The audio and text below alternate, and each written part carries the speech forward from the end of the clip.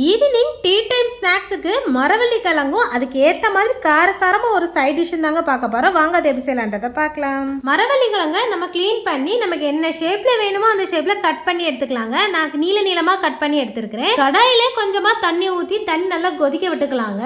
தண்ணி நல்லா கொதிச்சதுக்கு அப்புறமா கட் பண்ணி வச்சிருக்கிற மரவள்ளி கிழங்கு பீசஸை அது கூட போட்டுக்கலாங்க.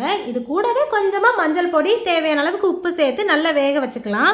கிழங்கு நல்லா வெந்ததுக்கு அப்புறமா இதில் இருக்கிற தண்ணி எல்லாத்தையுமே ட்ரை பண்ண அப்படி ஒரு சைடில் வச்சுக்கலாங்க. கிழங்குல உள்ள தண்ணி ட்ரை ஆகிறதுக்கு முன்னால் ஈஸியாக இதுக்கான சைடிஷுமே ரெடி பண்ணிக்கலாங்க.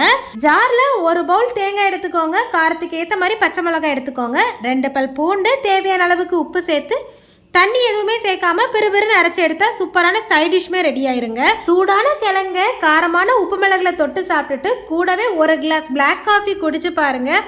டேஸ்ட் ரொம்ப சூப்பராக இருக்குங்க. உங்களில் எத்தனை பேருக்கு இந்த காம்பினேஷன் பிடிக்கும் அப்படின்றத கமெண்ட்ல சொல்லுங்க. உங்களுக்கு கிழங்கு பிடிக்கும் அப்படின்னா இந்த வீடியோக்கு ஒரு லைக் போட்டுக்கோங்க. மறக்காம நம்ம சேனலை சப்ஸ்கிரைபும் பண்ணி வச்சுக்கோங்க. நாளைக்கு வேற ஒரு இன்ட்ரெஸ்டிங்கான வீடியோவில் சந்திக்கலாம். பாய்.